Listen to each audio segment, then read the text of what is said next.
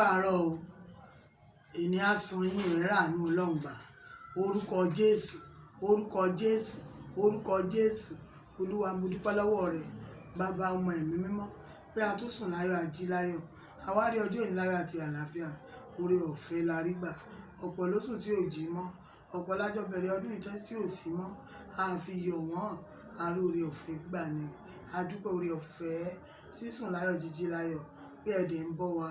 Olúwa gbọ́ ọpẹ́ wa fún àánú lórí ọmọ, lórí aya, lórí ọkọ, lórí ilé, lórí ẹ̀mí wa tó mí àtẹlẹ́ tí ò ní. Olúwa gbọ́ ọpẹ́ wa. Olúwa gba ìyìn wa. Olúwa gbọ́ ọpẹ́ wa. Olúwa gba ìyìn wa. Olúwa gbọ́ ọpẹ́ wa. Ọlọ́run ẹ̀mí mímọ́ yẹn la fẹ́ rí láàrin wa. Olúwa jọba láàrin wa. Olúwa sọ̀kalẹ̀ wá ṣàárín wa lénìí. Jẹ́rìí ara rẹ̀ láti bẹ̀rẹ̀ títí dé òpin prógrámù yìí. Olúwa yin ara ẹ̀ lógo lórúkọ Jésù Kristi. Olúwa ṣe ìyanu. Bẹ́ẹ̀ ni mo súre fún yín lénìí pé ìwọlé ìjáde rẹ ò ní méwu lọ́wọ́. Ìbùkún ńlá ló máa rí gbà. Wàá ta àtàjèrè. Wàá ráàánú lórí iṣẹ́. Ìbùkún ló mú wálé. Jésù Olúwa wa. Àmín, àmín, àmín lórúkọ Jésù Kristi. Praise the Lord. Hallelujah. Ẹ jọ̀ọ́, ìṣẹ́jú mẹ́ẹ̀ẹ́dógún ni màá fi sọ̀rọ̀ Ọlọ́run. Ìṣẹ́jú tó kù ẹ lè pè mí lẹ́yìn ọ̀rọ̀ Ọlọ́run lẹ́yìn ìṣẹ́jú mẹ́ẹ̀ẹ́dógún. Tó bá ti di 7:15 ẹ bẹ̀rẹ̀ sí pè mí. Jésù á dì yín mú. Mo pe àkórí ọ̀rọ̀ Ọlọ́run àárọ̀ yìí ní agbára ìyìn. Agbára ìyìn. Agbára wà nínú kéèyàn máa yin Ọlọ́run, kéèyàn máa fi ọpẹ́ fún Ọlọ́run, kéèyàn máa fi ògo fún Ọlọ́run. Téèyàn bá rí nǹkan gbà lọ́wọ́ Ọlọ́run, kéèyàn máa sọ pé Ọlọ́run ló ṣe eléyìí. Tó o bá jẹun, dúpẹ́ pé Olúwa mo dúpẹ́ pé o fún mi lóúnjẹ. Tó o bá wọlé, tó o jáde láyọ̀, tó o wọlé láyọ̀, dúpẹ́ pé Olúwa mo dúpẹ́ lọ́wọ́ rẹ. Tó o bá tún fẹ́ jáde nílé, gbàdúrà, Olúwa mo dúpẹ́ lọ́wọ́ rẹ. Torí mo mọ̀ pé ọjọ́ ìní máa dáa. Tó o bá tún ti délé, tó sọ pé Olúwa mo dúpẹ́ fún iṣẹ́ ètò ní. Wà á dúpẹ́ lórí oúnjẹ tó ń rí jẹ, dúpẹ́ lórí ilé tó ń rí gbé, dúpẹ́ lórí aṣọ tó ń rí wọ̀. Dúpẹ́ lọ́wọ́ Ọlọ́run torí àwọn kan ò ní. Dúpẹ́ pé o láya, dúpẹ́ pé o lọ́kọ, dúpẹ́ pé o bímọ, dúpẹ́ pé o rí ilé gbé, dúpẹ́ pé o rí àánú Ọlọ́run gbà. Dúpẹ́ ní gbogbo ọ̀nà nítorí Ọlọ́run tá à ń sìn, Ọlọ́run tó fẹ́ ọpẹ́ ni. Yínníyínní kẹ́ni ṣe mí. Tó o bá yin Ọlọ́run, ó forí sunu ṣe. The power of thanksgiving, many believers doesn't know, and they are granted. They are grounded because they take God for granted. They are grounded because they take God for granted. When you are not appreciated for the favor you showed to someone, you are constrained from doing any further favor towards such person. This is natural. Ẹni tó ṣoore fún, bóyá o fún lówó, kò mọ̀ pẹ́ dú. Tó o bá ti dúpẹ́ orí àná, ò lè gbà mí. Bẹ́ẹ̀ náà ni lọ́wọ́ Ọlọ́run alààyè. O gbúdọ̀ dúpẹ́. Pàápàá ẹlòmíì wà, á lóun ò tí ì rí nǹkan kan gbà torí ẹ̀ òun ò dúpẹ́ lọ́wọ́ Ọlọ́run. Ẹ̀mí ẹ̀ tó wà tó fi ń béèrè nǹkan yẹn, ṣé kìí ṣe Ọlọ́run ló ní ni? Nítorí pé mo ní kó fún mi lówó, kò tí ì fún mi, èmi ò lè dúpẹ́ o. Tó o bá ti ń ṣe bẹ́ẹ̀, ò ní rówó yẹn gbà o. Dúpẹ́ pé òun oúnjẹ jẹ. Dúpẹ́ torí pé Ọlọ́run dáàbò bò ọ́. Ó yẹ kó wo ìrìnàjò ayé ẹ pé látọdún kan ó wà láyé, ó wà láàyè. O ò sí láàyè ẹkún, o ò sí láàyè ìbànújẹ́, o ò sí láàyè wàhálà. Ó yẹ kó yin Ọlọ́run. Má sọ pé torí o tí ì rí nǹkan kan gbà.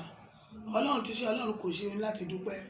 Don't say because you are still praying for something, you have not received it. And that is why you will not praise the name of the Lord. You praise for what He has done, what He is doing, what He is going to do in your life. And you will receive more and more from God. Thank you is what qualifies you for the next act of favor. Tó o bá ti dúpẹ́, wà á rí mi gbà. Tó o bá dúpẹ́, o lè rí mi gbà. Many people's great times turn to gloomy days, while those who did not acknowledge the source of the great times. Ọ̀pọ̀lọpọ̀ ìgbésí ayé wọn ti máa dá lọ, á dàrú padà. Nígbà tí ẹni tó ń ṣe nǹkan fún wọn, wọn ò dúpẹ́ lọ́wọ́ ẹ̀, wọn ò mọ̀ pé dá. Wọ́n believe fún agbára wọn làwọn fi ń ṣe nǹkan. Tó bá lówó, tó bá ní ipò, tó bá ní agbára, wọ́n máa ń rò pé àwọn làwọn ń ṣe é, wọn ò mọ̀ pé Ọlọ́run ló ń ṣe é. Ọlọ́run ló fún èèyàn tí ò sì lè gún ẹ̀. Tó bá rún jẹjẹ, orí ọ̀fẹ́ lórí gbà, o ní láti dúpẹ́. Tó bá bímọ, o ní láti dúpẹ́, orí ọ̀fẹ́ lórí gbà.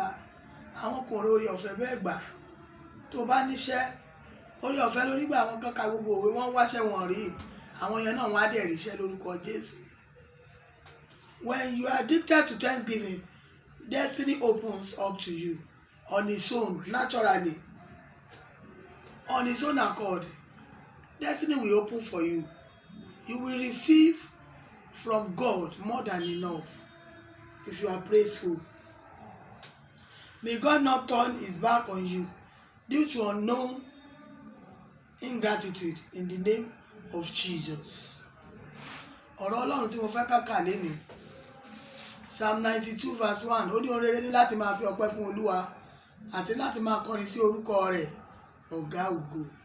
It is good thing to give thanks unto the Lord and to sing praises unto thy name, O Most High. Ká máa fi ìfún orúkọ Ọlọ́run ọ̀gá ògo, ohun rere ni. Ọgbọ́n àti ìbéèrè gan ni ọpẹ́. Bíbélì ní ká fi ìbéèrè wa hàn nínú ọpẹ́. Nígbà tó bá yin àwọn nǹkan tí ò tí ì ṣe, a máa rántí, a máa ṣe. Ìyìn nìkan ló mi ọwọ́ ńlá Ọlọ́run tí kì í mì. Ọwọ́ Ọlọ́run máa ń dúró báyìí ni láti fún gbogbo ayé ní orí ọ̀fẹ́ àti ààbò àti ìbùkún. Ṣùgbọ́n tó bá dúpẹ́, wàá mi ọwọ́ Ọlọ́run. Ẹni tó bá yin Ọlọ́run á máa gba oore ńlá lọ́wọ́ Ọlọ́run. Oore tó tayọ àwọn nǹkan tó ṣòro gbà nínú ìdílé ẹ̀hún ló máa rí gbà. Wẹ́n kò ṣe, èmi ò lè dúpẹ́ o, èmi ò lè kọrin o, èmi ò lè jó o, èmi ò lè yìn o. Ẹ̀mí ló ti yìn nínú ilé ẹ̀. Ẹlòmíì gan bọ́ kọrin yìn ní chọ́ọ̀chì kò ní mira. Ẹ̀mí ló ti sọ pé Ọlọ́run ṣeun. Ẹ̀mí ló ti forí balẹ̀ fún ẹlẹ́dàá rẹ̀. Ẹ̀mí ló ti yíra fún ẹni tó dá ọ. Ẹ̀mí ló ti dúpẹ́ lórí ẹ̀mí rẹ̀ tó wà láyé, tó wà láàyè. Àbó mọ̀ pé tó wà láyé lórí ọ̀fẹ́ gbà ni. Tó bá wà láyé ló máa kọ́lé tóun wá yẹn. Tó bá wà láyé ló máa ralẹ̀. Tó bá wà láyé ló máa bímọ. Tó bá wà láyé ló máa lọ́kọ. Tó bá wà láyé ló máa níyàwó. Tó bá wà láyé ló máa travel. Tó bá wà láyé ló máa dá nǹkan rẹ̀ ṣe. Tó bá wà láyé ló máa nígbèga lẹ́nu iṣẹ́ o. Ṣùgbọ́n tó bá ti kú, ẹni tó bá ti kú tiẹ̀ ti gbé. Ọmọ Ọlọ́run tó ń gbọ́ mi láàárọ̀ yìí ní láti jẹ́ ọlọ́pẹ́. You need to give thanks unto thee, to the Lord, and to sing praises unto thy name, O Most High, to shew forth thy loving kindness in the morning and thy faithfulness every night. Thanksgiving envelopes you in God, and that makes you ìdúpẹ́ yíyin Ọlọ́run. Ó fi ọ́ sí abẹ́ ìṣọ́ Ọlọ́run. Ó dẹ̀ tì ọ́, ó máa tì ọ́ sínú àwọn ire kan tó expect àbí tí ò tọ́ sí ọ. Tó bá ti ń dúpẹ́ lọ́wọ́ rẹ̀ láàárọ̀, tó yìn ní alaalẹ́, tó ń fọpẹ́ fún. Ọ̀rẹ́ láti máa yin Olúwa àti láti máa kọrin ìyìn sí Olúwa ọ̀gá ògo, láti máa fi ṣe ìfẹ́ rẹ̀ ní òwúrọ̀ àti ní alaalẹ́, ní gbogbo ìgbà, ní gbogbo ọjọ́ bó ń wẹ̀ nínú ilé, máa kọrin ìyìn, ó máa ń gbààyàn. Ọkùnrin kan làwọn kan ní ìyàwó ẹ̀ ń yàlè. Wọ́n fẹ́ pa ọkọ. Ọkùnrin yẹn wá máa ń kọrin ìyìn nígbà tó bá ń wẹ̀ nínú ilé, bó ń jáde lọ, bó ń rìn lọ nínú ilé, bó ń wọlé, bó ń jáde, a máa dúpẹ́. Àwa yìn ọ́ Ọlọ́run wa, àwa ń jẹ́wọ́ rẹ̀ pé ìwọ lolúwa. Ìgbà mi àkọ́, èmi ò yìn ọ́ bàbá. A bẹ̀rẹ̀ sí jó nínú ilé ìwẹ̀. Ó wá di ọjọ́ kan, ìyàwó ẹ̀ kan fi gbé ká ní. Ìyàwó ẹ̀ bẹ̀rẹ̀ sí sunkún, ló ń sá kiri ilé. Tó bá ti lọ́pọ̀ ẹ̀ á sá. Kí ló ṣẹlẹ̀? Ló bẹ̀rẹ̀ sí ká bòròbòrò. Òun lálẹ́ ni òun pẹ̀lú àlè òun làwọn fẹ́ pọkọ òun o. Àwọn fòògùn sómi ìwé àti kànkàn àtọ́ṣe ẹlẹ́ẹ̀kìnní. Àwọn fi sílẹ̀ kejì. Àwọn tó wá lọ sọ́nà jíjìn lọ ṣẹlẹ̀ kẹta pé tẹ́lẹ̀ ò bá ara ẹ̀. Ilé ara ẹ̀ wọ́n dẹ̀ ti pinnu, wọ́n dẹ̀ ti sọ lọ́hùn pé kò sí ni ó máa kú àfi ọkàn tó ṣe jáde léèwẹ̀. Òun fetí lé bèbè mi kó ṣubú lulẹ̀ kó kú. Ọkọ òun ṣoògùn. Àṣé orin ọpẹ́ tọkọ ń kọ, òun ló gba ọkọ. Ó ní bó ṣe wọ bẹ̀rẹ̀ ló fẹ́ ní Ọlọ́run, ọba dáadáa, ọba ìyanu, aláàánú, lójú rẹ̀ sí kọrin bó ṣe ń kọ. Àwọn ìránṣẹ́ Olúwa tó wà bẹ́ẹ̀ ni Olúwa ló sọ pé ọpẹ́ tó dún fóun ni òjò kú, kó tẹ̀síwájú ọpẹ́. Ó mú ọ̀nà tí ìyẹn á fi máa gba ìwọ náà, bí ọkùnrin yẹn ò ṣe kú kú òjijì nìyẹn. And when you are praising God, you are immolestable, you are unkilled, you are indestructible. Ohun tí mo sọ ni pé tó bá yin Ọlọ́run, o ò lè ṣẹ̀sìn, kò ní jẹ́ kó ṣẹ̀sìn, o ò ní gbèrè ìtìjú, ojú ò ní tì ọ́, o ò ní ṣe é pa, wọn ò sí ní ayé ò ní lè dàrú, wọn ní lè ba àwọn nǹkan ẹ̀ jẹ́ tó bá jẹ́ tó yin Ọlọ́run. So the divine presence of God covers you when you are a thanksgiver. Ààbò Ọlọ́run ó máa wà nínú ayé ẹ níwọ̀n ìgbà tó bá jẹ́ tó yin Ọlọ́run. Oore ọ̀fẹ́ ẹ̀ máa wà pẹ̀lú rẹ. Ààbò látòrí ìtẹ́ ẹ̀. Ọlọ́run wàá máa rí presence ẹ̀ nínú ayé ẹ. God does not need your money or material things. The only things God cannot give to himself is to praise himself. And that is why God is always around those who praise and give him thanks all time. Ohun tí Ọlọ́run ò lè fún ara rẹ̀ kò lè máa yin ara rẹ̀. Ènìyàn ló gbọ́dọ̀ máa yin Ọlọ́run. Kò sí nǹkan kan tó tó kí Ọlọ́run wà nínú ayé èèyàn, kó máa tọ́ èèyàn, kó máa kọ́ èèyàn, kó máa bùkún èèyàn, kó máa darí èèyàn tí èèyàn bá ti ń yìn. Ènìyàn ìbá máa yin Olúwa nítorí oore rẹ̀ àti torí iṣẹ́ ìyanu rẹ̀ sí àwọn ọmọ ènìyàn. Tó o bá yìn láàárọ̀ wá ní nǹkan àyìn lógo lálẹ́. Tó o bá dúpẹ́ kó tó dúpẹ́ lọ́wọ́ Ọlọ́run kó tó máa lọ síbi iṣẹ́ ẹ̀. Olúwa mo dúpẹ́ pé mo ráàánú gbà, pé mo lọ rí mo bọ̀ rí, pé mo tàtà jèrè, pé mo lóore ọ̀fẹ́ gbà. Ó máa rí gbà ló sọ yẹn. Thanksgiving is not just something that should happen when you feel like it. Kì í ṣe ìgbà tó o bá rò láti ṣe bóyá ẹ̀kọ̀ọ̀kan rárá o.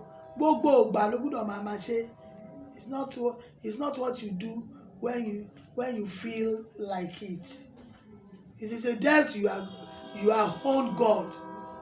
Gbèsè tó jẹ Ọlọ́run ní láti máa yìn, tó dẹ̀ ní láti máa san ní gbogbo ìgbà. You must pay it. All what you have, you must use to say thank you to God. Because your living is not by your power, it's by his grace. You must praise him because he's God. You must praise him because you are alive. You must praise him because he desires to be praised. You must praise him because it is compulsory to praise him. O gbọ́dọ̀ dúpẹ́ lọ́wọ́ rẹ̀ torí ó pọn dandan kó yìn. O gbọ́dọ̀ dúpẹ́ lọ́wọ́ rẹ̀ torí ó wà láàyè. O gbọ́dọ̀ dúpẹ́ lọ́wọ́ rẹ̀ torí Ọlọ́run fúnra rẹ̀ ń béèrè ìyìn. O gbọ́dọ̀ dúpẹ́ lọ́wọ́ rẹ̀ torí pé gbogbo ló lè ṣe fún ọ. Gbogbo ohun tó ní, gbogbo ohun tó jẹ́, gbogbo ohun tó fún ọ ló ní láti fi yìn Ọlọ́run. Tó o bá yìn, wàá rí mi gbà. Ẹni tí ò bá dẹ̀ yìn Ọlọ́run kò ní lè rí nǹkan mi gbà. Torí náà á tẹ̀síwájú ẹ̀kọ́ yìí ní ọjọ́ Wednesday láago 7. Mo fẹ́ máa gba ìpè yín báyìí. Jésù á dì yín mú.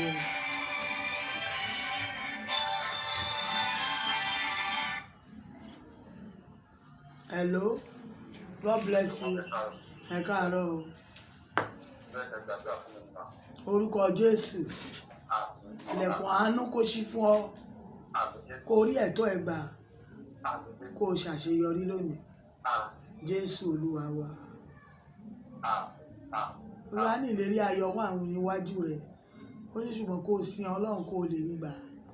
Kí èmi kí ó lè mú ègún ìdílé kúrò, kí ọ̀nà rẹ lè là. Kí o sì jẹ́ tó kó rẹ ní ìjánu tó bá ti dáwọ́lé nǹkan rẹ kó lè bá ní àṣeyọrí. Àlàáfíà fún ọ. Amen. Olúwa rán mi sí ẹ̀yin tẹ́ ń wò mí láàárọ̀ yìí. Ó ní kẹ́ ẹ jẹ́ ọlọ́pẹ́. Tó bá ti ń ṣe yín lóore kẹ́ máa dúpẹ́.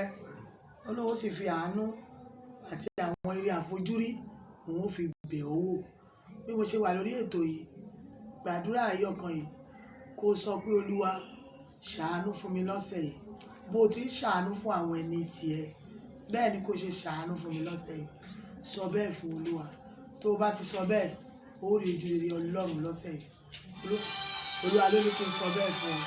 Ṣàánú fún mi bó o ti ń ṣàánú àwọn èèyàn rẹ lọ́sẹ̀ yìí. Èmi ó sì ṣe bẹ́ẹ̀ ní Olúwa wí. Ẹ káàárọ̀ o. God bless you.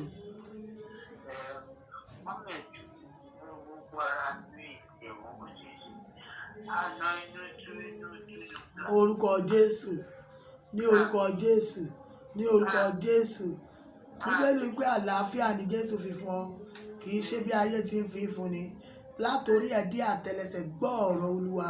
ó yá gba àlàáfíà pípé, gba ìwòsàn pípé, gba ìṣẹ́gun pípé, gba ìwòsàn. Bíbélì nípa ìnà rẹ̀ la mú ọ láradá.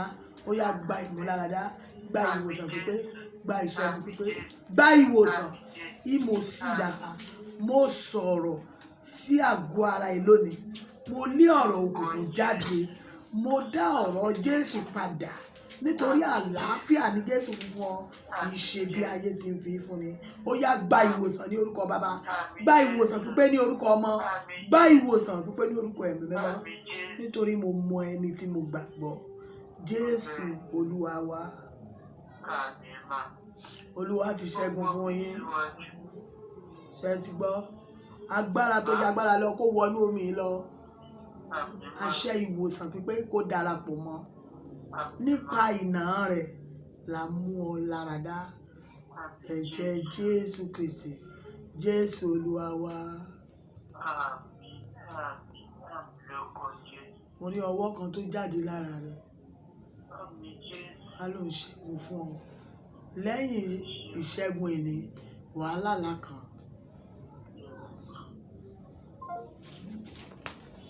Mo fi àlá náà tó mi létí. Àlàáfíà.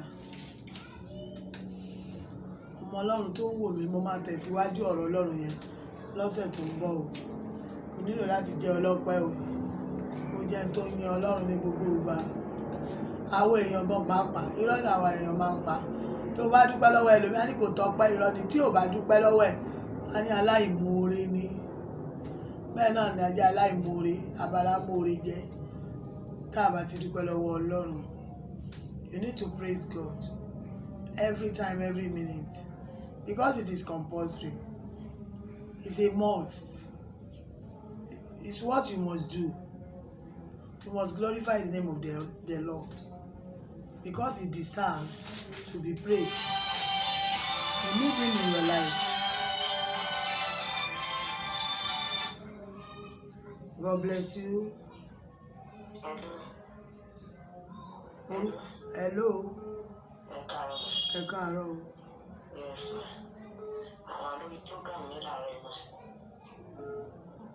Orúkọ Jésù.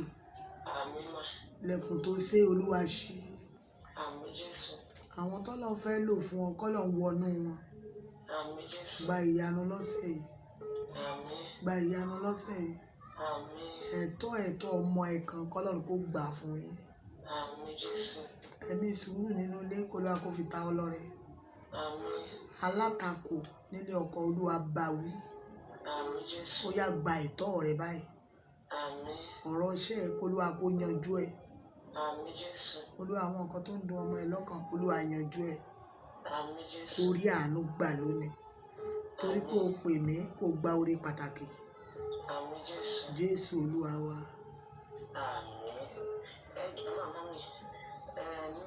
Last week mo pè yín fún prayer, ẹ ní ẹ fún mi message pé orí kan fẹ́ wọlé mi wá pé lórí ọmọdé ni. Bẹ́ẹ̀ni. Mi wá understand bóyá lórí àwọn tí mo ti ní lọ́wọ́ ni tàbí ọ̀kan bẹ́ẹ̀ yẹn. So kò yé mi. Olúwa ló ń fẹ́ ṣe oore ńlá kan fún ọmọ yín lórí ọmọ. Ṣé àwọn tí mo ti ní lọ́wọ́ tẹ́lẹ̀? Bẹ́ẹ̀ni. Ní ẹ ó rí ìyanu lórí ọmọ. Bó ti wí nìyẹn. Wọ́n mọ̀ pé tú ọmọ yẹn kankan gidi kan máa ṣẹlẹ̀.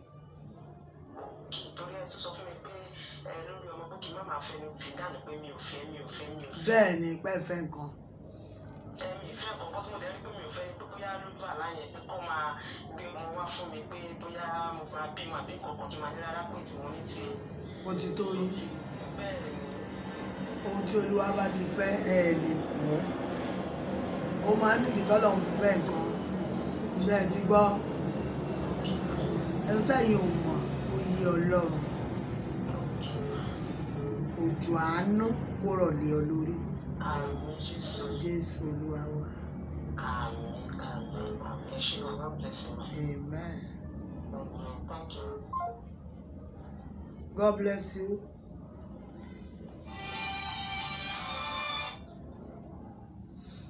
God bless you. Good morning. Orúkọ Jésù. Mo ti ń jáde lọ báyìí kó ráàánú gbà. Kó rí ẹ̀tọ́ ẹ̀ gbà.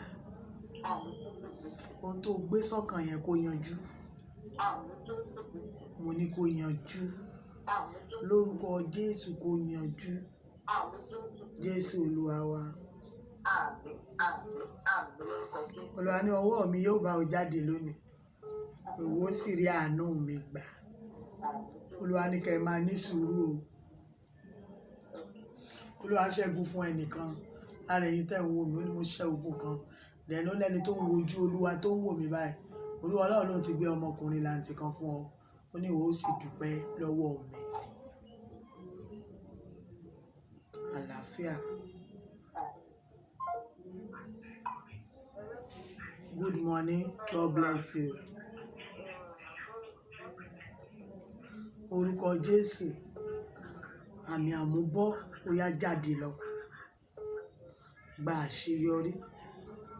Àwọn ìlépa rẹ kó máa bọ́ sí i. Kí ilẹ̀kùn tó ṣe kó ṣí. Mo ní kó ṣí. Ó yá gba ìbùkún owó, gba ìbùkún owó, gba ìbùkún owó. Lọ́sẹ̀ gba ìbùkún owó. Olúwa lóun ó yà ọ́ lẹ́nu ní ti ìbùkún lọ́sẹ̀ yìí. Ìkejì Olúwa fi àánú bẹ àwọn ọmọ wò. Olúwa ní o má gbọ́kàn sókè lórí ohunkóhun. Ó lóun ṣẹ́gun àìsàn. Àlàáfíà fún yín.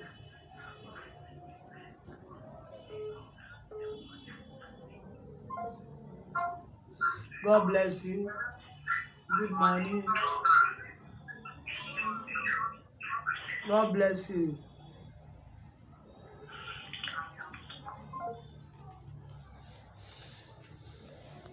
Bẹ́ẹ̀ni ni oríire ni láti kó máa yin Ọlọ́run. Láti máa kọrin ìsorúkọ Ọlọ́run ọ̀gá ògo. Tó bá wá lọ sí Psalm 100. Ó ní ẹ ó ìwà ayọ̀ sí Olúwa ẹ̀yin ilẹ̀ gbogbo.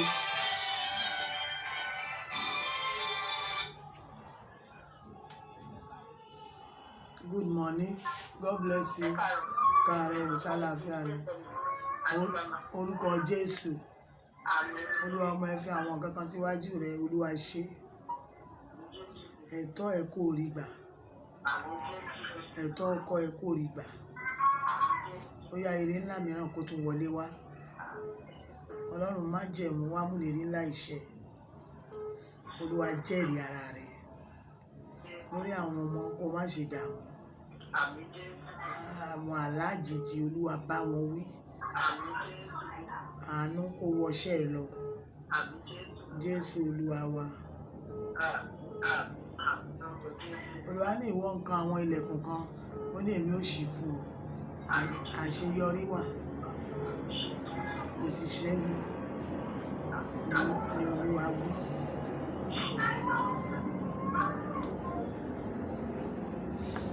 Psalm 100 ní ẹ ó ìwà ayọ̀ sí Olúwa ẹ̀yin ilẹ̀ gbogbo. Ẹ fi ayọ̀ sí Olúwa. Ẹ wá ti ẹ̀yin tí orin sí iwájú rẹ̀. Kí ẹ̀yin kí ó mọ̀ pé òun ni Ọlọ́run. Òun ni ó dá wa. Ṣé ti rí báyẹn? Òun ni ó dá wa. Òun ni Ọlọ́run. Òun ló dá wa. Tirẹ̀ ni àwa.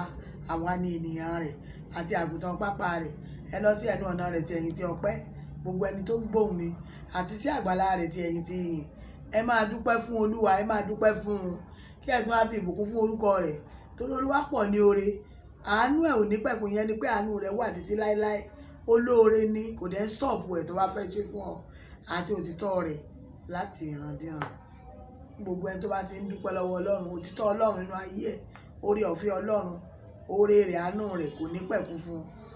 Òtítọ́ pé ó ń sin Ọlọ́run yẹn yóò wà nínú ayé ẹ̀. Yóò hàn bí ẹni yẹn ń sin Ọlọ́run. Good morning. God bless you. Good morning. Orúkọ Jésù. Kó rójútu iṣẹ́ ẹ. Kó ráàánú lórí iṣẹ́ ẹ. Alátakò ohun rere Olúwa bá wí. Ìdíwọ́ Olúwa mú kúrò. Ojú ibi láyìíká ibi tó ti ń tajà Olúwa fọ́ dànù. Olúwa fọ́ dànù. Olúwa fọ́ dànù. Olúwa fọ́ dànù. Olúwa fọ́ dànù. Olúwa fọ́ dànù. Olúwa fọ́ dànù. Tó bá ti débi tó ti ń tajà lémi. Ka Psalm 24 sómi. Kó dẹ̀ ka Psalm 121 sómi. Kó fi yabẹ̀ sí mímọ́. Kó kò ní kó Olúwa bùfọ́jú lójúkójú ní àyíká ibi tó ti ń tajà. Ìwọ ó sì rí oore ọ̀fẹ́ Ọlọ́run gbà. Àlàáfíà fún ọ. God bless you, ma. Amen. Kó máa dúpẹ́ fún ó pọ̀ ní oore, àánú ẹ̀ ò ní pẹ̀kun àti òtítọ́ rẹ̀ láti ìrandíran. Ẹnikẹ́ni tó bá ń dúpẹ́ a jẹ́ kó fẹ́ gba oore sí i lọ́dọ̀ Ọlọ́run. Good morning. God bless you. Orúkọ Jésù. Ẹ̀mí ìrònú kó jáde lọ. Àlàkálà yìí Olúwa ṣẹ́gun ẹ̀. Àlá tó ń rìpíìtì ara ẹ̀ tó ti wálé ní Olúwa ṣẹ́gun ẹ̀. Kó ráàánú gbà. Iṣẹ́ ẹ̀ kó rí èrè ńlá ń bẹ. Ọwọ́ tó ń tako àṣeyọrí ayé ẹ̀ kó Olúwa gbé dànù. Kí ilẹ̀kùn ìlú ọba kó ṣí. Ọlọ́run jẹ́rìí ara rẹ̀. Àmì lára rẹ̀, àmì ìpìlẹ̀ kó jáde lọ. Àwọn àjàgà àmúbọ́ Olúwa já dànù. Lónìí ohun tó wù ọ́ kó wọ ẹlẹ́dàá rẹ̀. Ohun tó wù ọ́ kó dẹ̀ bọ́ sí báyìí. Ní orúkọ Baba àti ní ti Ọmọ àti ní ti Ẹ̀mí Mímọ́. Jésù Olúwa wa. Olúwa ní kí n sọ pé òkun ṣẹ́. Wọ́n ní ìwọ ó sì tẹ̀síwájú. Ìwọ ó sì kúrò ní ojú kan torí mo gbọ́ àdúrà rẹ. Ọlọ́run máa farahàn ẹ kó o fi tó mi létí. Àlàáfíà. Ẹ yẹ kó jẹ́ ọlọ́pẹ́, kó jẹ́ ẹni tó ń dúpẹ́. Ohun tí ọ̀rọ̀ Ọlọ́run sọ ni ohun tí Ọlọ́run fẹ́ ni. Tó bá fẹ́ kàdúrà yẹn gan gbà, wàá jẹ́ ẹni tó ń dúpẹ́, o lè máa gbàdúrà kó tiẹ̀ má lọ pẹ́ rárá. O gbúdọ̀ jẹ́ ẹni tó yin lọ́run. Tó bá dẹ̀ tí yìn, àwọn nǹkan rere míì á máa wọlé. Ìbùkún á máa wọlé. Ayọ̀ á wọlé. Àṣeyọrí á wọlé. Àwọn ire tó ti sọnù, wàá rí wọn gbà. Wàá rí àwọn nǹkan tó ṣòro rí gbà ló máa rí gbà lọ́wọ́ Ọlọ́run. Àwọn èèyàn kò ní yé wọn. Wọn ò ní mọ̀ pé o ti fa owó Ọlọ́run wá sínú ayé ẹ nípasẹ̀ ọpẹ́, nípasẹ̀ ìyìn. Ẹni tó bá mọ Ọlọ́run yìn, oore ọ̀fẹ́ ńlá lórí gbà o. Kọ́ bá ti yin Ọlọ́run. Àwọn ìkólọ rẹ̀ á padà. Àwọn tó ti sọnù wàá rí gbà. Ìbùkún á kàn máa wọlé. Psalm 67. Psalm 67. Ó ní kí Ọlọ́run kó ṣàánú fún wa, kó sì bùsí fún wa, kó ṣojú rẹ̀ kó mọ́lẹ̀ sí wa lára. Nígbà tó dé 3, ó ní jẹ́ kí àwọn ènìyàn kí ó yìn Ọlọ́run. Jẹ́ kí gbogbo ènìyàn kí ó yìn ọ́. Ìgbà tó dé òpin, ó ní Ọlọ́run yóò bùsí fún wa àti gbogbo òpin ayé. Jẹ́ kí inú àwọn lẹ́sẹ̀kẹrin, jẹ́ kí inú àwọn orílẹ̀-èdè kí ó dùn, kí wọ́n kí ó máa kọrin fún ayọ̀. Nítorí tí ìwọ ó fi òdodo ṣe ìdájọ́ ènìyàn, ìwọ ó sì jọba àwọn orílẹ̀-èdè ní ayé. Jẹ́ kí àwọn èèyàn kí ó yìn Ọlọ́run, jẹ́ kí àwọn ènìyàn kí ó yìn ọ́. Nígbà náà, nígbà tá a bá yìn ọ́, ní ilẹ̀ yóò máa mú ìbísí rẹ̀ wá. Ọlọ́run wa fúnra rẹ̀ yóò bùsí fún wa. Ìgbà tó bá yìn lówó tó ń wá yẹn tó máa dé. Ọkọ tó ń wá, ìgbà tó bá ń dúpẹ́ lọ́wọ́ ẹ̀ dédé, ìgbà yẹn ló tó máa wá. Àṣeyọrí yẹn ìgbà yẹn ló tó máa wá. Jẹ́ ẹni tó ń dúpẹ́ lọ́wọ́ Ọlọ́run. Ó ṣe pàtàkì. Ó pọn dandan. Gbọ́ ó fẹ́ lọ jà fún kankan lénìí. Olúwa ni o má jà. Gba àwẹ̀ kan ni. Fi ọ̀fà owó Ọlọ́run fún ire rẹ̀ kó wá bọ̀ níbi tó wà. Tó bá lọ jà, ó léwu o. Má lọ jà torí nǹkan kan. Má lọ jà o, ni Olúwa wí. God bless you. Ẹ káàárọ̀ o. Orúkọ Jésù. Ní orúkọ Jésù. Ní orúkọ Jésù Kristi. Àwọn nǹkan tó ń retí kó bọ́ sí. Àwọn ẹ̀tọ́ ẹ̀ kó bọ́ sí. Àwọn ẹ̀tọ́ ẹ̀ kó rí wọn gbà. Ogun alátakò ohun rere Olúwa bá wí. Gba àánú kó gba ìṣẹ́gun. Gba ààbò. Ibi tó ń gbé yẹn k'Ọlọ́run kó ṣẹ́gun fún ọ ńbẹ̀. Olúwa kó ṣẹ́gun ibi tó ń gbé fún ọ. Orí ẹ̀tọ́ gbà. Jésù Olúwa wa.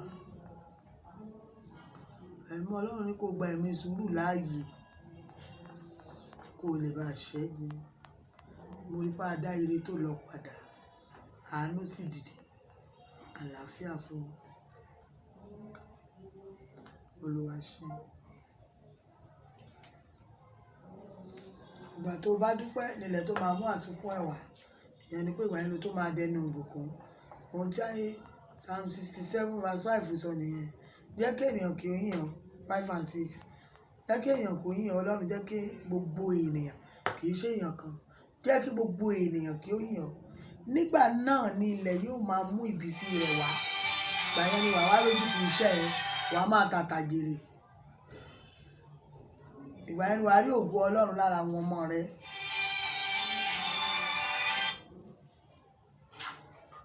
God bless you. Good morning.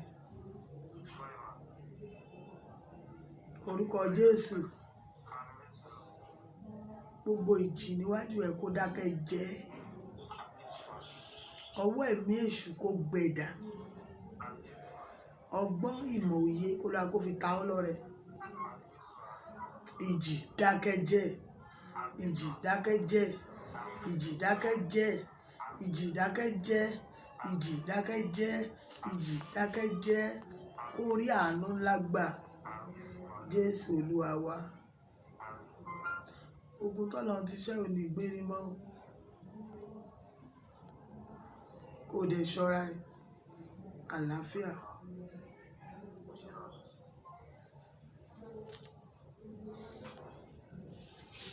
Ìgbà tó bá yin Ọlọ́run nílẹ̀ ní ìbùkún ẹ̀ tó máa ní ìbùkún máa dé o. Ìgbà yẹn làṣeyọrí máa wà lórí ohun tó ti dáwọ́lé láìmọye ọdún. Ìgbà tó bá yin Ọlọ́run wà rí àṣeyọrí lórí ọmọ. Jẹ́n tó ń dúpẹ́ kò gbọdọ̀ sú ọ. Torí Ọlọ́run fẹ́ bẹ́ẹ̀. Torí pé Ọlọ́run kìkìdá ọ̀rọ̀ pé Ọlọ́run fẹ́ bẹ́ẹ̀. Ó wu Ọlọ́run kéèyàn máa yìn. Ó dẹ̀ túmọ̀ sí pé ẹni tó bá yin Ọlọ́run àárín òun àti Ọlọ́run máa gún. Irú ẹni bẹ́ẹ̀ yóò lórí ọ̀fẹ́ gbà lọ́wọ́ Ọlọ́run. Nǹkan tàdúrà bá ṣe tì, ìyìn ló máa yanjú ẹ̀. Tó bá gbàdúrà lórí nǹkan tó bá rí sí, bẹ̀rẹ̀ sí dúpẹ́ lórí nǹkan náà. Olúwa mo dúpẹ́ kó ti fún mi lọ́mọ rere. Mo dúpẹ́ kó ti fún mi lọ́kọ rere. Mo dúpẹ́ kó ti fún mi nílé. Mo dúpẹ́ kó ti fún mi níṣẹ́. Mo dúpẹ́ kó mo ti ráǹfààní jẹ. Mo dúpẹ́ kó ọ̀nà ti là fún mi. Mo dúpẹ́ kó má jẹ́ mú ẹ ti ṣẹ. Mo dúpẹ́ kó èmi ó ṣàṣeyọrí. Mo dúpẹ́ kó èmi ó dẹni ìgbéga. Tó bá ti ń dúpẹ́ lọ́wọ́ Ọlọ́run, dandan ni kó róore ọ̀fẹ́ gbà lọ́wọ́ Ọlọ́run tó ń dúpẹ́ lọ́wọ́ ẹ̀. Gbọ́ bí Olúwa ti wí. Olúwa ní on the 17th oṣù yìí, ó ní àwọn ire tó ti lọ, béèrè pé kémi ó dá padà. Béèrè pé kémi ó dá padà.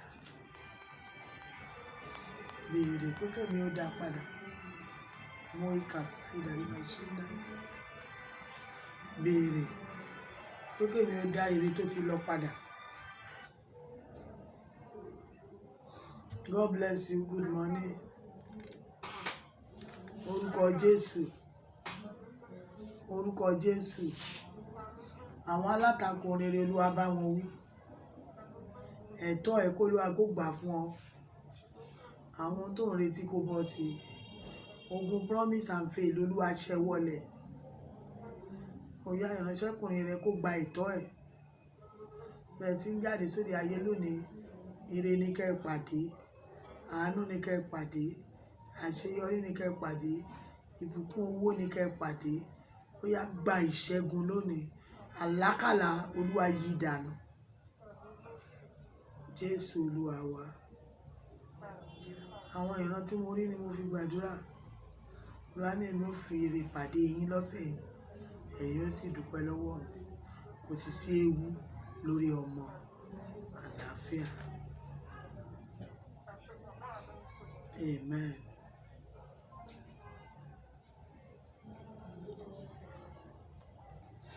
Màá kọrin kan sìn. Ibi tó bá wà kí wọ́n náà bá mi kọ.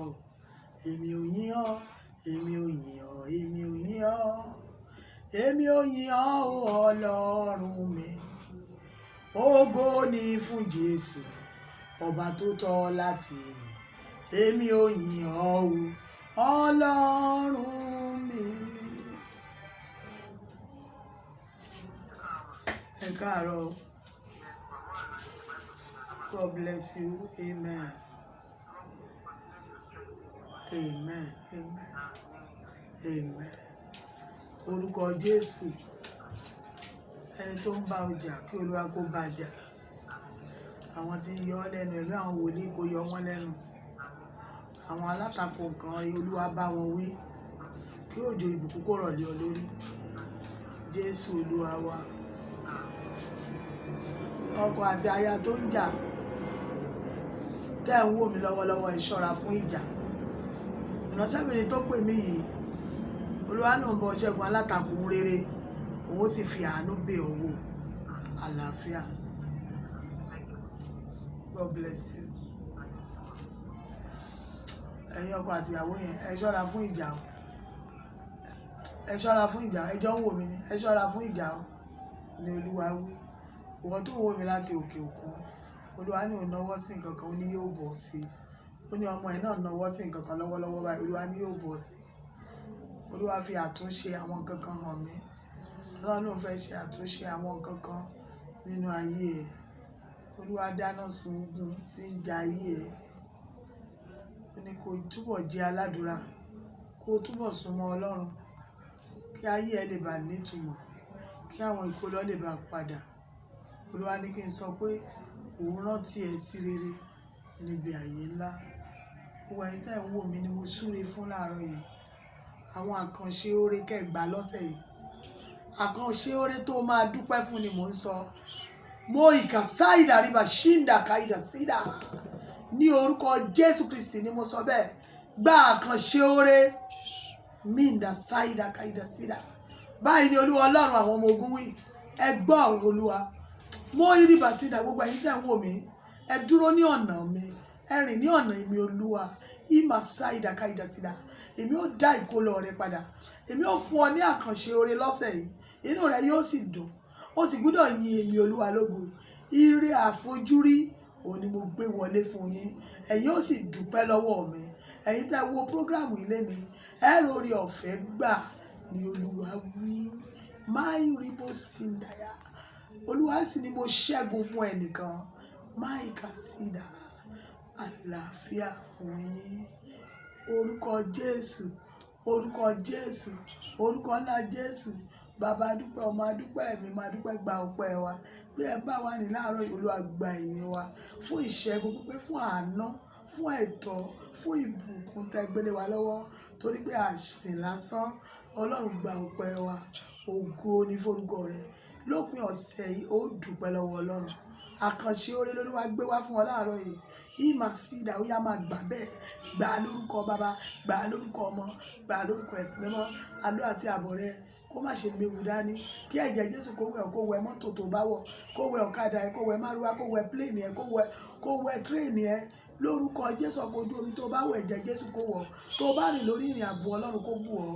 Bó ti jáde lénìí, ò ní jáde lékú lọ́wọ́. Àlọ́ àtàbọ̀ ẹ kọ́ Ọlọ́run kó pa á mọ́. Ìbùkún ńlá ló mú wọlé ẹ. Ògo ni forúkọ Olúwa. Jésù Olúwa wa. Àmín, àmín, àmín lórúkọ Jésù. Bá mi kọ orin yìí torí o ti rí tí ẹ ṣe. Ẹ ṣé, mo rí àánú gbà o. Ẹ ṣé, mo rí àánú gbà. Torí kì í ṣe gbogbo ènìyàn lórí àánú gbà. Hallelujah.